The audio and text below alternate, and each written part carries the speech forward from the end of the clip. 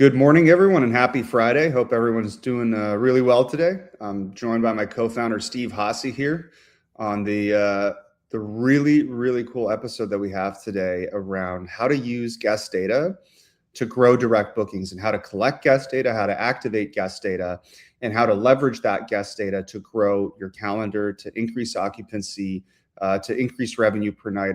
All of these really cool things that make a huge difference if you're a hospitality operator. If you're a short-term operator, if you're a boutique hotel, it doesn't matter. Guest data equals more revenue, period. So let's talk about that, Steve. Yeah, sounds good.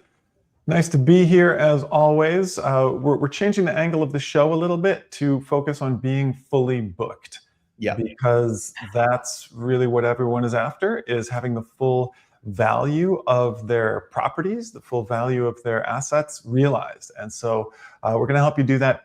Data is at the core of being fully booked, because you're either running on data or you're running on hope. So you can run your business on hope, but it's not going to get you too far. Honestly, when you look at sort of search engine optimization, Airbnb optimization, all of these things, that does kind of fall in the hope category, because you're putting the growth of your company in somebody else's hands, whether it's Google for search, Airbnb for discovery.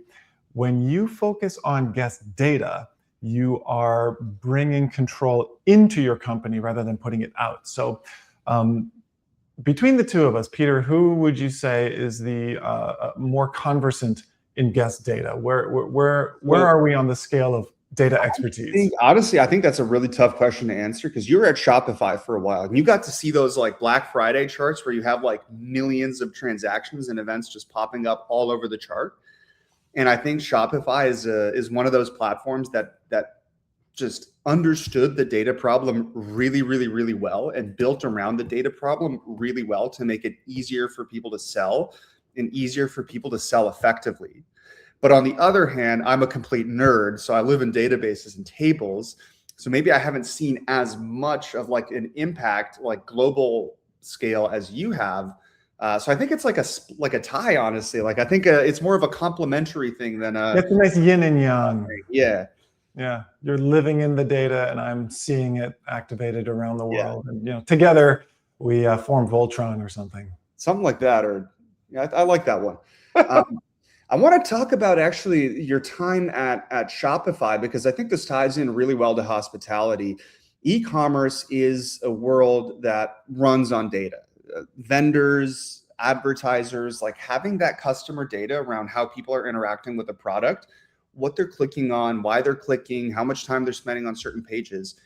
Like, can you imagine an e-commerce world or a Shopify world without that? Like if you're just kind of putting a storefront up there and like having no real visibility into how your customers are interacting with it. Yeah, it's called 2001.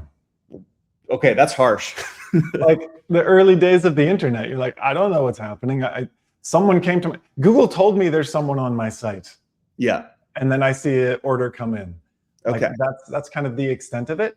But yeah, over the years, people realized, if I know exactly where someone is clicking, not just on a single page, but their entire journey, that is extremely valuable. And then if I know more about who that person is, now we're getting into the world of what Meta has created and why they're worth hundreds of billions of dollars, because trillions? Are they in the trillions? No, they're still in the hundreds. I think they might be. I know they're like number 3 or number 4 on the FANG chart. Yeah. Anyway, their valuation is huge because they have all the data on all of us, let's be honest. So why we as short-term rental operators and technologists would not want that same level of sophistication is beyond me. That doesn't make sense. So I guess what you're saying here, and I know this is going to be a tough pill to swallow for a lot of folks, the data picture and the data pipelines that exist in short-term rental and in hospitality are like at a 2001 level, essentially. You're informed when somebody makes a booking. You have some visibility into what occupancy rates are and what your RevPAR and ADR and these things are. But like, it really seems to me that for the most part, like the data picture is very incomplete, and all of like the useful customer data is hoarded by OTAs and marketplaces that are never going to share that with you. So like Airbnb has a lot of good data, like booking.com has a lot of good data. Google Flights has a lot of good data, but they're never going to share that data with you. So as operators, you're kind of stuck for the most part in this 2001 space where your data picture is very incomplete. We see a lot of folks that run websites on hosted PMS pages that have no analytics and no tracking and no cookies and no pixels and nothing like that. And that tends to make the ability to market to people that interact with your brand and people that interact with your properties very difficult. Not only because you don't know who they are, but also you don't know what they want, like what they're looking for, why they booked, what their preferences are, like all of these things that many other verticals have figured out how to integrate into their marketing and go to market stack.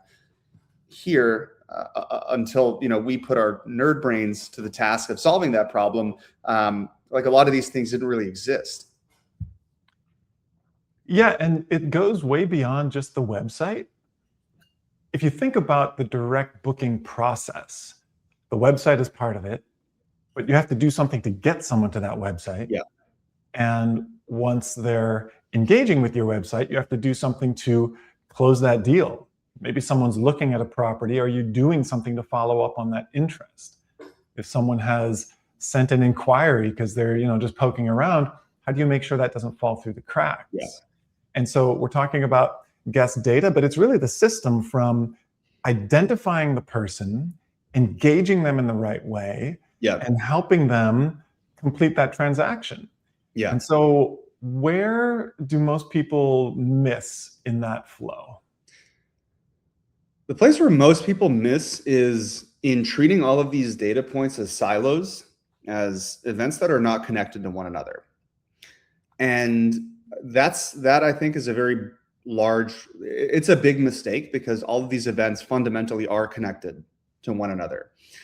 Somebody attempting to make a booking and opening an inquiry and messaging around what their wants and needs are, and then pausing for 3 days before actually making a booking until an automation that we run sends them a message.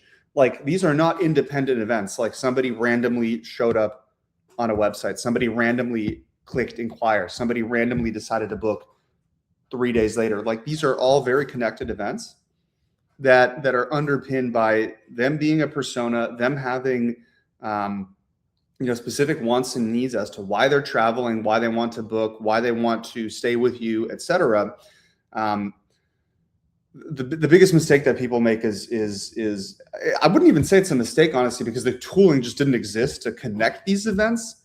Yeah. So I would say, like, it's not really a mistake as much as it is, like, not doing as much as you can with the data that you have, because the tooling, until we came around, just wasn't there to collect that data, aggregate that data, build like a very thorough, deep, good persona with the data, and then like turn that into marketing, turn that into events, like event-based messaging, turn that into signals that show buying intent and travel intent and all these different things. Yeah, I think it'd be naive to say it was a mistake. I think the more correct thing would be to say, it just wasn't, the tools just weren't there to do anything cool with it. Yeah, it's a missed opportunity based on a really challenging tool set.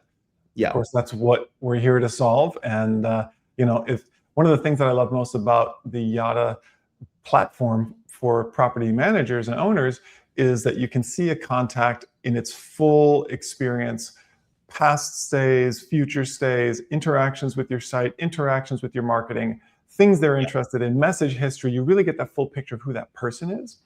And it kind of, what it brings up for me is a data point that most hospitality operators don't leverage, and that's lifetime value.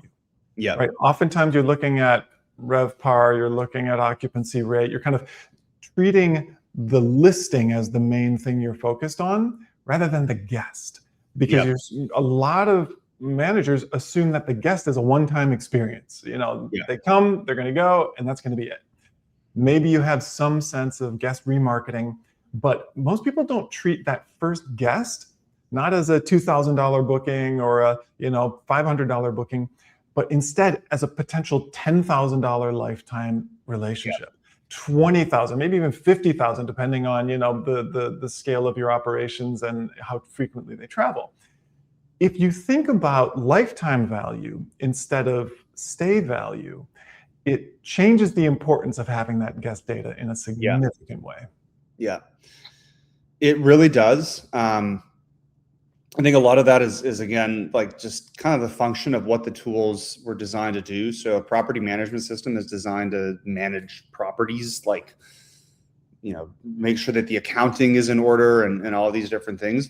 The data model and the mental model around like a listing and like the listing being the primary thing, and then it's kind of guests and revenue events and things like that tacked on top of it.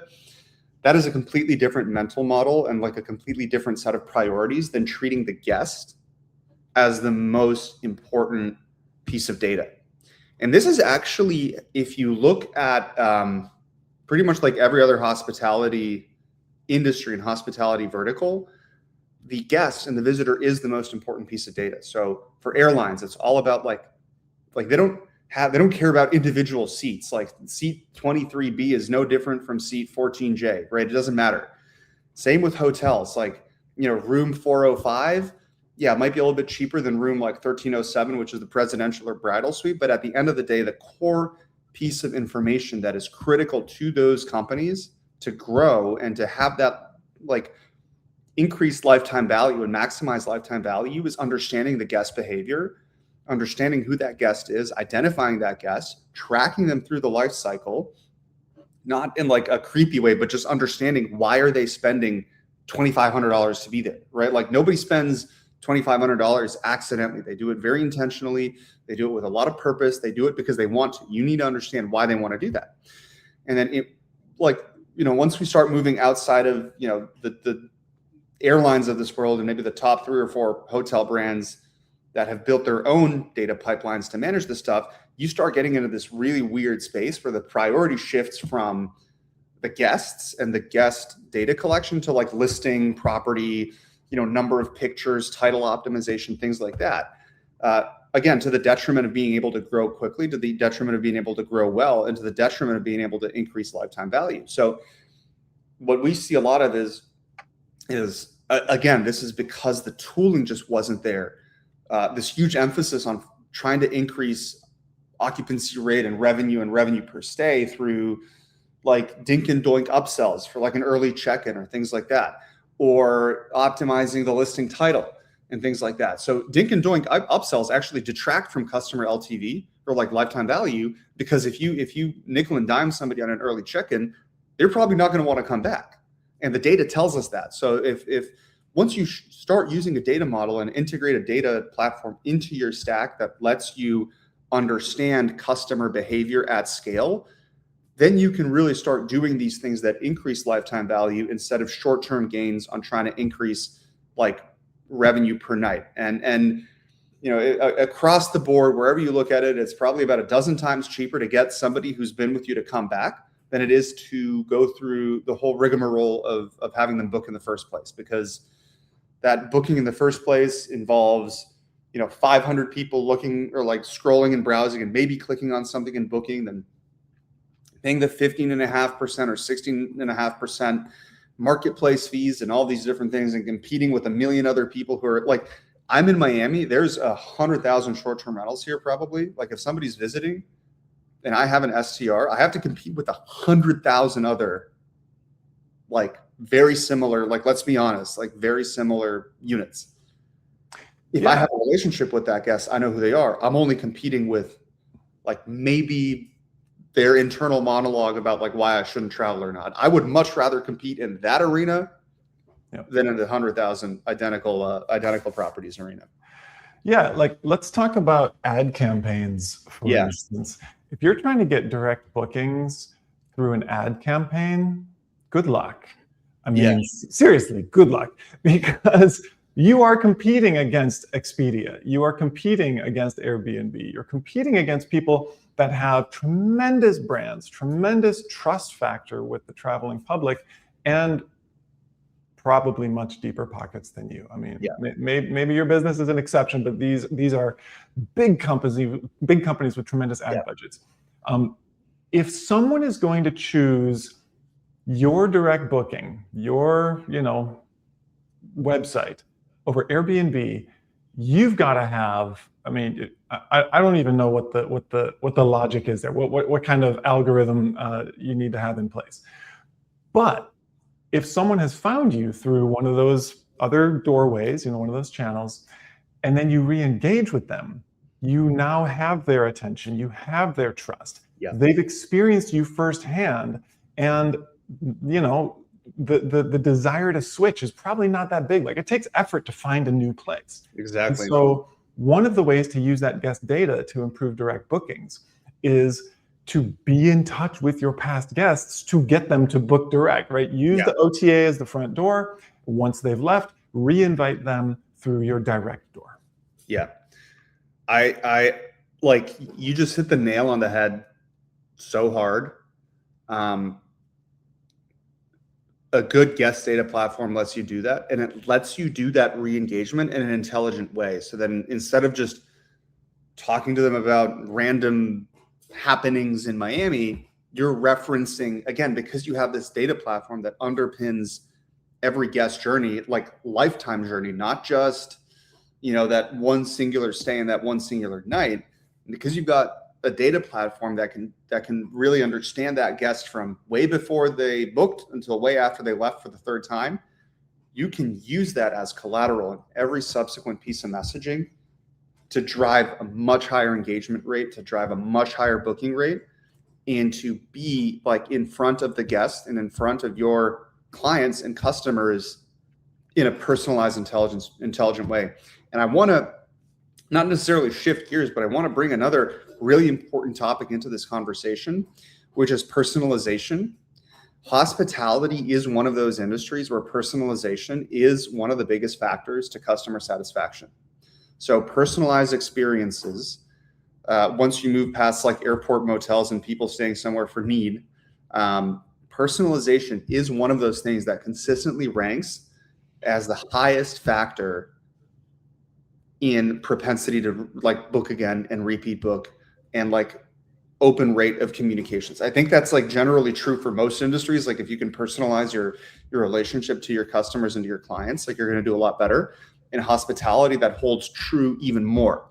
So having a data platform that you can use to reference, again, automatically, because we're not advocating that anybody manually goes through like 15,000 contacts and figure out what they did and what they said and how much they spent. We do it all automatically. But the fact that we can look at 100,000, we have some users that have 100,000 guests in their pipeline and in their contacts database. The fact that we can look at that and personalize 100,000 emails based on stuff that they mentioned in the past, reviews that they gave, questions that they had, like requests that they made around like bedding or like welcome basket, things like that, positive sentiments that they expressed during and after their stay. That's where you go from high leverage marketing to like infinitely high leverage marketing, where every communication, every touch point, every activity that happens between you and a guest is personalized to their experience and their journey with you in the past. Yeah, so just to get into the details there, what that means is your guest communications should reference as much of that data as possible, right? So you need to your point earlier, you need to break down the silos between them. So you need to have the guest data. So what were the stays? Who else stayed with them? What did they talk about? What is their persona, right? Was it business, family, friends, yearly celebration, whatever. What were the conversations? What were the amenities that they enjoyed, right? You kind of paint that whole picture of this person so that you can be relevant when you speak to them, and also they can feel seen when you reach out to them. And then you put that picture into your messaging. It's not enough to just have the picture, and it's not enough to just have the messaging. When you put the two together, then you get the ultimate re-engagement. You're actually reaching out to people, because most operators don't reach out, right? They'll do the kind of post-stay review and then leave it there. So you're reaching out to people, and you're doing it with what you know about them. Yeah. And so that's how you go from, 2% direct bookings to 6%, 15%. We've got people who are north of 50% direct bookings, and it's because they've created the systems to use the guest data to re-engage and aim for that increase in that channel. All right. Speaking of systems, let's do a shameless self-plug over here. I want to compare. So it's not really a self-plug because I want to talk about what I think everybody should start doing right now. And that is first to, like, if you're not going to use Yada, I don't care, spin up Segment or RudderStack or PostHog or any of these like customer data platforms. It'll be a little bit complicated if you go sort of like the, build your own stack route, but it's doable. And start collecting guest data, like not just, the stay, but like when they went to your website, like did they click on your guidebook portal? Did they engage with loyalty? Like find a way to collect that data. With Yada, it's really easy because we integrate it with your property management systems, with your messaging channels, with your loyalty portals, your widget on your website. So we kind of do it all in one, like literally, like I think it's like a 10-line of code widget that you just paste into your website and it starts collecting all of that. And if you're connected to the PMS, it does it as well. But if you want to do it independently, you can set it up with Segment or RudderStack and just start collecting that data. And it's actually really cool, like to see that stream of events that happens on a contact and that happens throughout the system as a whole. It's really, really cool. The first thing that you're gonna see when you start doing this is just like how much you're missing, or like how much was missing from your PMS, from your OTA, from your existing stack. Because for every piece of data that we pull from the property management system, or that we're given by the OTA, we can add another 20, 30 enrichment points and data points that augment that. Once you've got that data, if you go with Yada, it takes about 5 minutes to set up, something like that. I think our record is 10 minutes, maybe 11, for being harsh on ourselves here, to get that data collection in place. You can start activating it. And, with us and with what we've built, it's very straightforward to turn that data into campaigns, into signals, into journeys. And it's really cool to see all those messages that get generated, reference all of the stuff in that data platform. So like, what did the guests talk about before? What kind of reviews they gave? Like, why they booked, when they booked, how many people, was it for a wedding party? Was it for an anniversary? Was it for a romantic getaway? Was it for business travel, etc.? Seeing all of those things referenced in the messages and in the content that gets generated by the system, and then seeing all of those engagements start trickling out automatically. Like what one of our users, Alex, was saying yesterday, when I was talking to him, he was like, holy crap, I'm seeing these signals things go out automatically. They're driving really good engagement. So I'm like, it's like, yeah, that's the point. You're using all of this data platform capability to drive really targeted direct messaging. So my recommendation, like, if we're just talking about like, we've talked a lot about like why it's really important.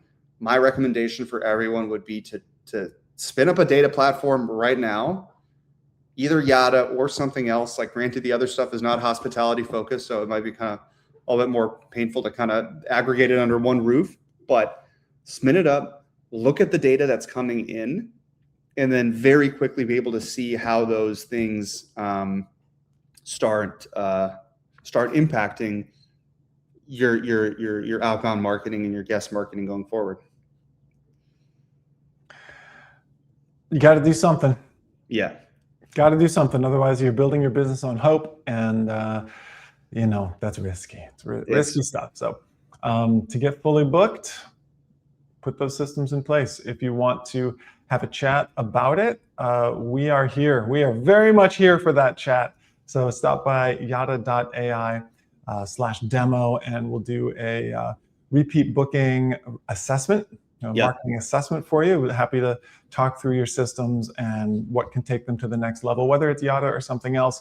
We really are here to help you evolve your operations and create a great business. So yeah, exactly. Thanks for listening. Anything you want to share before we wrap up, Peter? That's it. Just hop on in for a free repeat booking and revenue and marketing assessment.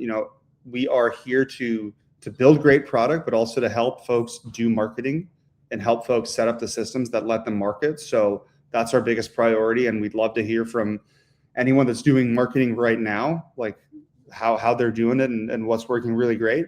And then for folks that have yet to embark on this journey, we're here to have a conversation to help you take the first step. A journey of 1,000 miles starts with a single step. And I think it's important for everybody that's building a good short-term rental business and a good hospitality business to take that first step in marketing, activating their guest data, and being smart about it and being proactive about it. Because if you're not standing up for your business, nobody else is.